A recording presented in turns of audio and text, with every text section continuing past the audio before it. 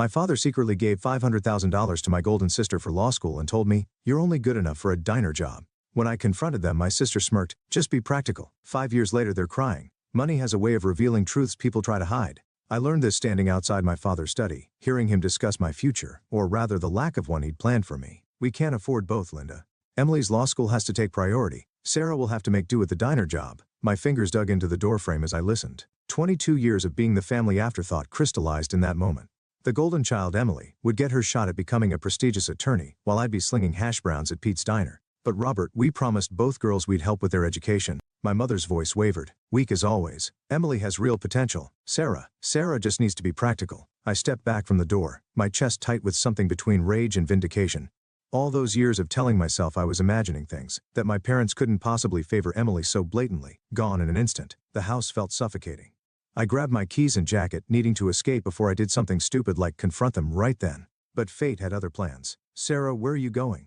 Emily appeared at the top of the stairs, perfect as always in her designer outfit. "Mom's making dinner. Family night, remember?" I almost laughed. Family night? What a joke. "Not feeling well?" I managed, heading for the door. "Wait." Emily descended the stairs, concern etched on her face. "Is everything okay? You look upset."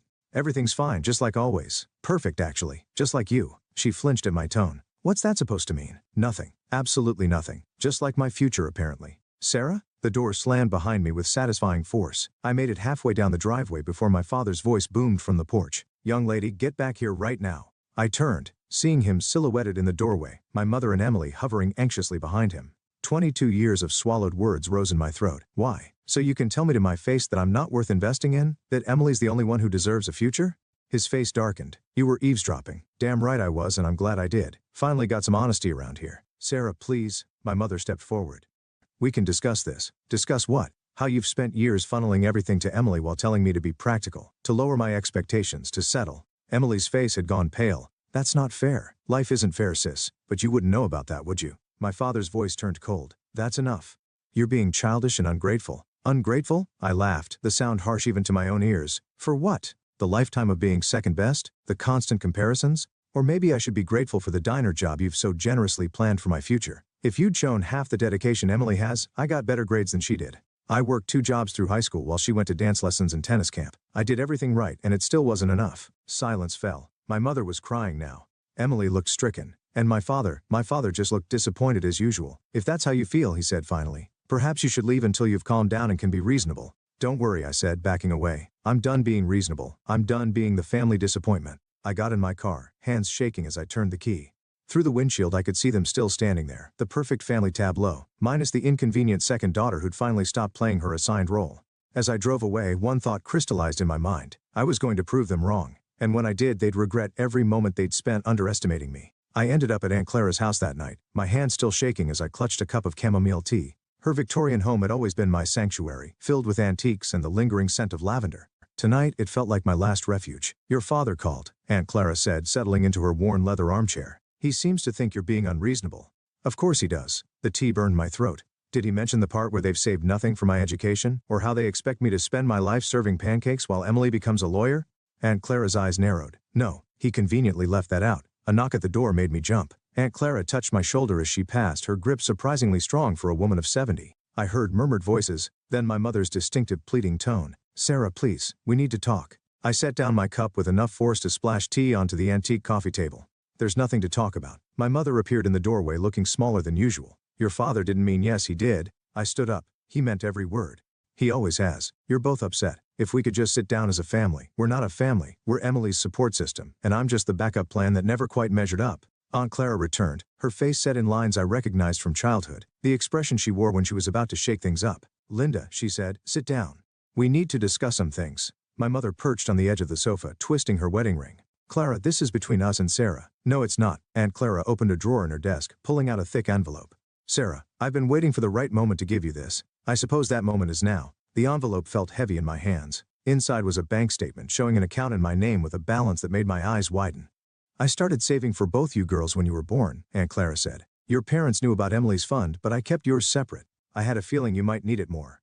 My mother's face went pale. "Clara, you had no right. I had every right. I've watched for years as you and Robert poured everything into Emily while Sarah fought for scraps of attention. Well, now she has options." The numbers on the statement blurred as tears filled my eyes. College tuition, a future, freedom. You can't do this, my mother whispered. I already have. Aunt Clara's voice was steel wrapped in silk. Sarah, the money is yours. No strings attached. You can use it for college, start a business, whatever you choose. My mother stood abruptly. Robert will hear about this. Good, Aunt Clara replied. Tell him his sister sees exactly what he's done to his daughters. Both of them. After my mother left, slamming the door behind her, I sat in silence staring at the statement. Why didn't you tell me sooner? I finally asked. I wanted to see if they'd do the right thing on their own. Aunt Clara sighed. I should have known better. Emily's fund is separate and safe. This isn't about punishing her, Sarah. It's about giving you the chance you deserve. I thought about Emily, golden child Emily, who'd never had to wonder if she was enough. They'll try to make me share it with her. They can try. Aunt Clara's smile was sharp. But the account is in your name only. I made sure of that. Looking at her, I saw the steel beneath her gentle exterior. She'd been playing the long game, watching and waiting, preparing for this moment. What do I do now? I asked. Whatever you want, that's the beauty of it. She leaned forward. But might I suggest starting with that business degree you've always dreamed about? For the first time since overhearing my father's words, I felt something like hope, but mixed with it was something darker. A determination to show them exactly what their practical daughter could do. They'll never forgive you for this, I said. Aunt Clara's laugh was dry as autumn leaves. My dear, at my age forgiveness is far less interesting than justice. Now shall we look at college applications? I smiled, feeling the weight of the envelope in my hands. It wasn't just money, it was ammunition, and I intended to use every bullet. 3 months into my first semester at business school, Aunt Clara called with news that made my coffee go cold. Emily's perfect life was imploding, and for once, I had a front row seat to the disaster. Mark was arrested this morning, Aunt Clara said, her voice crackling through the phone. Securities fraud? It's all over the local news. I switched to speaker and pulled up the news site. There he was, Mark Johnson, Emily's boyfriend of 2 years, being led out of his investment firm in handcuffs. The golden boy who'd charmed our parents at every family dinner was now accused of running a Ponzi scheme that had cost his clients $1 million. Emily must be devastated, I said, surprised to find I meant it. That's not all. Aunt Clara paused. She knew Sarah. She worked in the firm's legal department.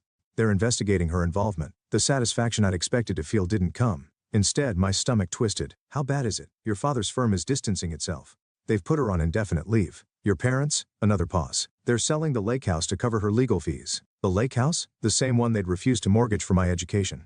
My phone buzzed with another call, Emily's number. I declined it, watching as it immediately lit up again. She's been trying to reach you, Aunt Clara said. I'm not ready to talk to her. Sometimes people surprise us, Sarah, even the ones who've hurt us most. I ended the call and sat in silence, watching Emily's name flash on my screen again and again.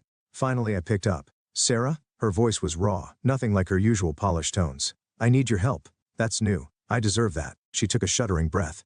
But please just listen. I can't talk to Mom and Dad about this. They wouldn't understand. Understand what? That their perfect daughter isn't so perfect? That I knew what Mark was doing, and I looked the other way. The words tumbled out. I found discrepancies in the paperwork months ago. He convinced me it was just aggressive investment strategy, that everyone did it. I wanted to believe him. Why are you telling me this? Because you're the only one who won't be shocked that I failed. Her laugh was bitter. You've been expecting it all along, haven't you? I thought about all the times I'd wished for this, for Emily to fall, for our parents to see her flaws. The reality felt hollow. The investigators, she continued, they're offering a deal. If I testify against Mark, they'll grant me immunity. But Mom and Dad, they keep talking about loyalty, about standing by him. They don't understand what he really is. And what's that? A monster in an expensive suit. Her voice cracked, just like I was a fraud in designer clothes pretending to be something I'm not. I closed my eyes, remembering all the perfect family photos, Emily always front and center, me relegated to the edges. Why should I help you? Because you're smarter than me, Sarah, you always were. You saw through everything, our parents, their expectations, this whole facade. I need that clarity now. You want my advice? Take the deal. Burn it all down. Silence stretched between us. Then will you come with me to the prosecutor's office? I thought about my morning class, the midterm I should be studying for. When? Tomorrow at 9. She hesitated. I know I don't deserve your help. No, you don't. I cut her off. But I'll be there. Not for you, for the truth. After we hung up, I sat staring at my reflection in the darkened window. The sister who'd always lived in Emily's shadow was now the one she'd turned to for strength. The irony wasn't lost on me. My phone lit up with a text from our father. Emily needs her family united right now. Whatever issues you have with us need to wait. I typed back 4 words. I'll handle it myself, just like I always had. Tomorrow I'd watch Emily dismantle her perfect life piece by piece. Part of me would enjoy it. I wasn't sane enough to pretend otherwise, but another part recognized something familiar in her voice. The sound of someone realizing their whole life had been built on shadows and lies. I opened my laptop and began researching securities fraud cases. If Emily was going to burn it all down, I'd make sure she did it right. After all, revenge is a dish best served with impeccable legal documentation. The Dean's List notification arrived the same morning as Emily's sentencing. I stared at both messages on my phone, wondering if this was karma's idea of poetry. Top of my class in business school, while my sister faced 18 months of probation and mandatory community service. My father's name lit up my screen. I hadn't spoken to him since the prosecutor's office, but I answered anyway. "Your mother and I are having dinner at Lorenzo's tonight," he said, skipping any greeting. "We need to discuss Emily's situation. I have exams. This is family, Sarah. More important than any test." I watched students stream past my dorm window, heading to class. Funny how family wasn't more important than Emily's law school when it came to my education. That's not fair. Actually, it's exactly fair. Emily made her choices. She can deal with the consequences. She's lost everything, he said, his voice cracking, her career, her reputation. "And you're still more worried about her than proud of me." The words slipped out before I could stop them. Silence stretched between us. "Then, what do you mean?" "I made Dean's List, one stone semester of business school. Not that you asked." More silence. I could almost see him processing this information, trying to fit it into his worldview where Emily was the achiever, and I was the practical one. That's wonderful, Sarah, but right now, Emily needs help." Of course, I laughed, the sound harsh even to my own ears. "You know what? I have to go. Good luck with dinner." I ended the call and opened my laptop, pulling up the business proposal I'd been working on. Greg Matthews, the restaurant chain owner who'd given me my first job, had mentioned an internship opportunity. My proposal was due tomorrow. A knock at my door interrupted my thoughts. Emily stood there, looking smaller in jeans and a plain sweater. No more designer labels. "Aunt Clara told me about Dean's List," she said. "Congratulations." I left the door open but returned to my desk. "Thanks." She hovered in the doorway. "Mom and Dad don't get it, do they? How hard you've worked. They don't want to get it. It doesn't fit their narrative." I didn't either. She stepped inside, closing the door. I believed what they believed, that I was the successful one, the one with potential. "But you," she picked up one of my textbooks, "you're going to surpass everything they ever imagined for me. Is that why you're here? To acknowledge my potential?" "No." She set the book down. "I'm here because Dad called. They're planning to ask you for money tonight for my legal fees." The room seemed to tilt slightly. "What?" "The lake house sale fell through. They're desperate." She wrapped her arms around herself. "I told them not to ask you, but they won't listen. They still think they can fix everything for me." I turned back to my laptop, fingers hovering over the keyboard. "And what do you think? I think it's time I fix things myself." She moved toward the door. "I got a job. Nothing special, administrative work at a small firm, but it's honest work." "Why are you telling me this?" "Because you were right about everything, and I wanted you to know that before they try to drag you back into their version of reality tonight." After she left, I sat staring at my business proposal. The internship would be demanding. 60-hour weeks, intense training, no room for family drama. Exactly what I needed. I opened my phone and typed a message to my father. "Can't make dinner. Deadline for an opportunity I can't miss. Emily knows how to reach me if she needs to." Then I turned back to my proposal, adding a final section about navigating complex business relationships and maintaining professional boundaries. Greg Matthews would appreciate the irony, even if he never knew the full story. My phone buzzed with responses from my parents, but I didn't read them. Instead, I focused on my work, letting their messages pile up like the years of expectations I was finally learning to ignore. Sometimes revenge isn't about destroying someone else's dreams. Sometimes it's about building your own brick by brick while they watch from the sidelines, finally understanding what they failed to see. Life has a twisted sense of humor. I discovered this standing outside Pete's Diner, watching Emily tie on the same apron our father had once intended for me. Her hands shook as she struggled with the strings, her manicured nails a stark contrast against the worn fabric. Greg Matthews stood beside me, his presence a reminder of why we were here. "Your sister starts training today?" "Apparently." I checked my watch. "We should head inside. The investment meeting can wait 5 minutes." He studied Emily through the window. "Interesting choice, her working here. Desperate times." I adjusted my blazer, the fabric smooth and expensive against my skin. It's the only place that would hire her with her record. The bell chimed as we entered. Emily's head snapped up, her eyes widening at my business attire. I pretended not to notice, leading Greg to our usual booth. "Sarah." Emily approached, notepad trembling slightly. "I didn't know you were coming in today. Monthly investment meeting with Greg. We always have it here." I kept my voice neutral. "Coffee black, Greg." "The same." He watched Emily hurry away. "You didn't warn her?" "Should I have?" The door chimed again. Our parents walked in, stopping short when they saw me. Of course they'd come to support Emily's first day. The irony wasn't lost on me. "Sarah," my mother stepped forward. "We didn't expect clearly." I turned to Greg. "The projection reports show a 30% increase in revenue since implementing your new system." My father approached our table, his presence casting a shadow over our papers. "You look well, Sarah. The business world suits you." "Dad." Emily returned with our coffee, nearly spilling it. "It's fine, Emily." I pulled out my laptop. "They're here for you, not me. Greg and I have work to discuss." Actually, my father cleared his throat. "We hope to speak with both of you about the family trust." The laptop screen blurred slightly. "What trust?" "Your grandfather's." He glanced at Greg. "Perhaps we could discuss this privately. Greg's my business partner. Anything you need to say, you can say in front of him." My mother touched Emily's arm. "Sweetheart, maybe you should take your break now." "The trust," my father continued, "was meant to be split between you girls. But with Emily's legal fees and the conditions of her probation, the pieces clicked into place. You want my half? We want to protect your sister's future." Greg set down his coffee cup with deliberate care. "Robert, perhaps this isn't the best time. When is the best time?" My voice cut through the diner's morning chatter. When Emily needs more money? When you've run out of ways to prop up her mistakes? Sarah, my mother pleaded. She's trying to rebuild. By taking my inheritance after everything? I stood, gathering my papers. Greg, we should continue this at the office. Sarah, please. Emily stepped forward, still clutching her notepad. I didn't know they were going to do this. I told them not to save it. I met her eyes. You know what's funny? Dad always said I should work here because it was practical, because it was all I could hope for. Now look at us. My father's face darkened. That's enough. No, it's not enough. I turned to Greg. You know why I work so hard? Why I've doubled our profits in 6 months? Because they taught me that nothing would ever be handed to me. And they were right. The diner had gone quiet, other customers pretending not to watch the drama unfolding. Keep the trust, I said, gathering my things. Consider it payment for showing me exactly who I could become by being nothing like any of you. Greg followed me out, waiting until we reached the car to speak. That was quite a scene. I apologize. It won't affect our business. Sarah. He touched my shoulder. I'm promoting you to regional manager. You've earned it, and clearly you need to get as far from this town as possible. I gripped my laptop, knuckles white. Through the diner window I could see Emily wiping tables while our parents hovered nearby, still trying to fix her life while mine expanded beyond their reach. When do I start? How fast can you pack? I smiled, feeling lighter than I had in years. Sometimes the best revenge isn't about getting even. It's about getting away. 6 months into my role as regional manager, Aunt Clara died. The news came via text from Emily of all people. 3 words that shattered my carefully constructed new life. Aunt Clara's gone. I stood in my office overlooking the Chicago skyline, my reflection ghostly in the window. The quarterly reports I'd been reviewing blurred into meaningless shapes.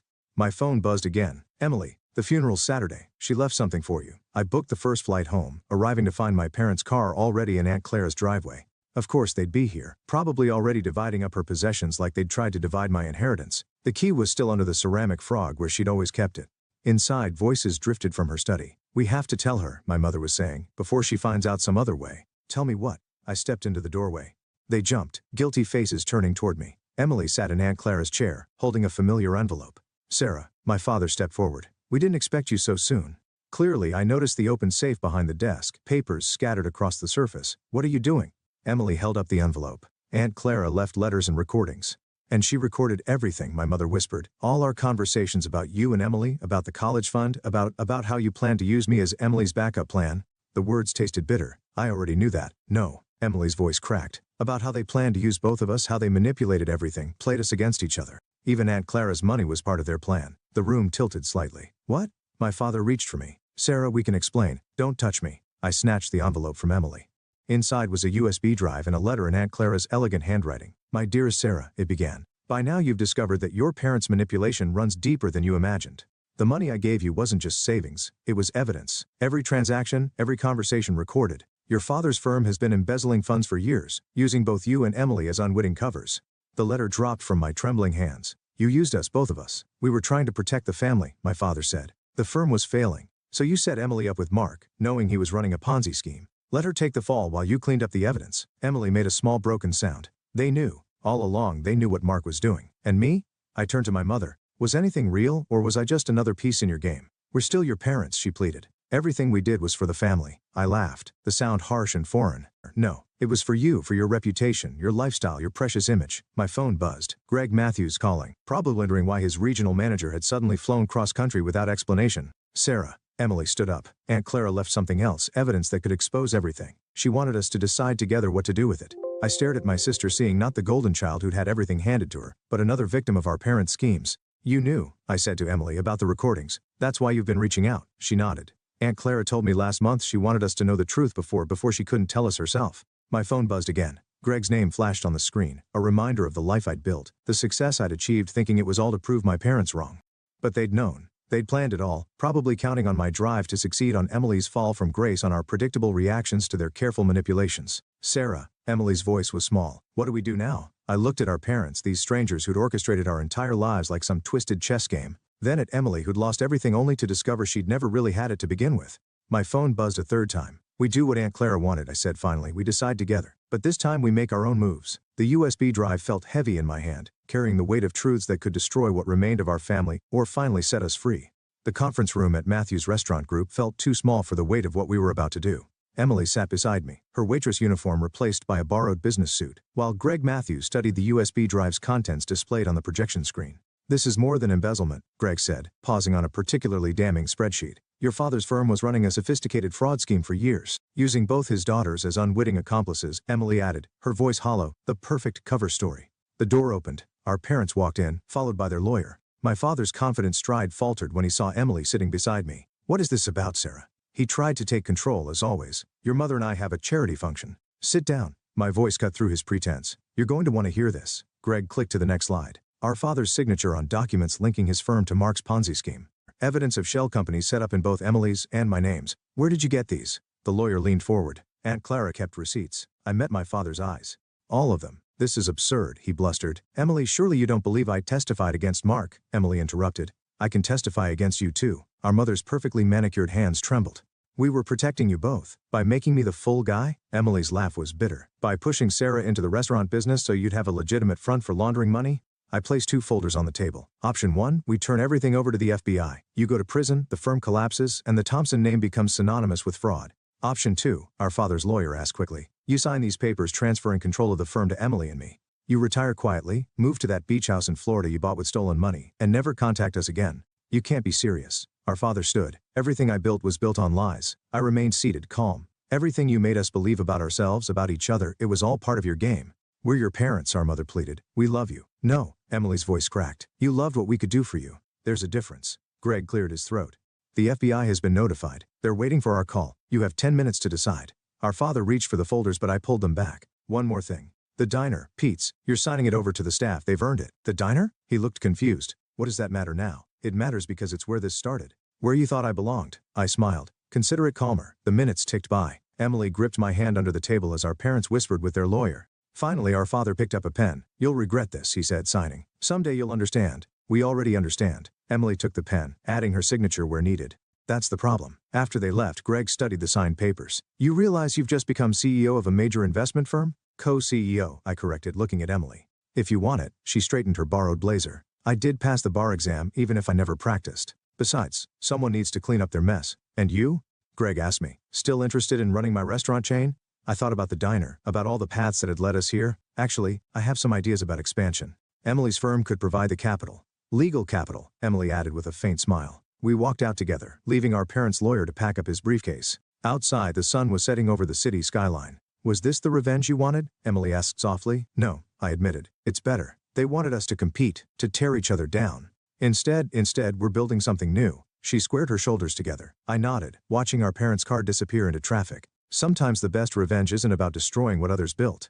It's about building something they never thought possible. The key to Aunt Clara's house felt heavier than usual as I unlocked the door one last time. The realtor's sign in the yard cast long shadows in the evening light. Inside, most of the furniture was gone, leaving only the essentials Emily and I had decided to keep. Her footsteps echoed behind me as we entered the study. Found something else in the safe, she said, holding up a DVD case. It's labeled for Sarah and Emily after. We sat on the floor using my laptop to play the disc. Aunt Clara's face filled the screen, recorded months before her death. My dear girls, she began. If you're watching this, you've discovered the truth about your parents. But there's one more thing you need to know. Emily gripped my arm as Aunt Clara continued. Your parents didn't just manipulate you. They manipulated me too. Made me think I was protecting you by keeping their secrets. It took me too long to realize that protection sometimes means letting the truth hurt. The camera shifted, showing documents, recordings, a lifetime of evidence gathered, not just against our parents, but against an entire network of fraud. I'm not proud that I waited, Aunt Clara's voice continued, but I wanted you both strong enough to handle what came next. Sarah, your business acumen. Emily, your legal knowledge. Together, you're more powerful than they ever imagined. Emily paused the video. She planned this, all of it. No, I said, understanding finally. She gave us the tools to plan it ourselves. We watched the rest in silence. When it ended, I closed the laptop, looking around the study where everything had started. The diner staff signed the ownership papers today, Emily said. They're renaming it Clara's. I smiled, remembering our father's dismissal of my potential. His insistence that the diner was all I could hope for. Now it would stand as a monument to the aunt who'd seen what he couldn't. The FBI wants to interview Dad again, Emily continued. They found connections to 3 more investment firms. Let them. We have our own empire to build. She studied me. Do you ever wonder if we're just playing into their hands, becoming what they wanted us to be? No. I stood running my fingers along Aunt Clara's empty desk. They wanted us to compete, to tear each other down instead. Instead, we're stronger together. Emily joined me at the desk. The board meeting's tomorrow, ready to announce the merger. Matthews Thompson Holdings, I tested the words. Think Greg will mind being the junior partner? He's getting 3 new restaurant locations out of the deal. He'll survive. We gathered our things, preparing to leave Aunt Clara's house for the last time. At the door, Emily hesitated. Sarah, that night you overheard Mom and Dad talking about the diner. Was that really when everything changed? I thought about it, remembering the anger, the hurt, the years of feeling second best. No. Everything changed when I stopped letting their version of me define who I could become. "And who are you now?" The question hung in the air as I locked the door. Through the window I could see Aunt Clara's garden still blooming despite her absence. "I'm someone who knows the difference between revenge and justice," I said finally. "And more importantly, I'm someone who knows which one matters more." Emily nodded, understanding. We walked to our separate cars, headed to our separate homes, but connected now by something stronger than shared pain or shared triumph. I started my engine, watching Emily pull away first. Tomorrow, we'd face the board, announce the merger, begin building something neither our parents nor Aunt Clara could have imagined. But tonight, in the quiet of Aunt Clara's empty house, I felt the last pieces of my old self, the angry, overlooked second daughter, finally fall away. The truth about revenge isn't that it heals you. It's that sometimes in pursuing it, you find something better, the power to rewrite your own story on your own terms. I pulled away from the curb, leaving Aunt Clara's house and all its ghosts behind. Ahead lay the future we'd chosen, not the one chosen for us, and that, more than any revenge, was the sweetest victory of all.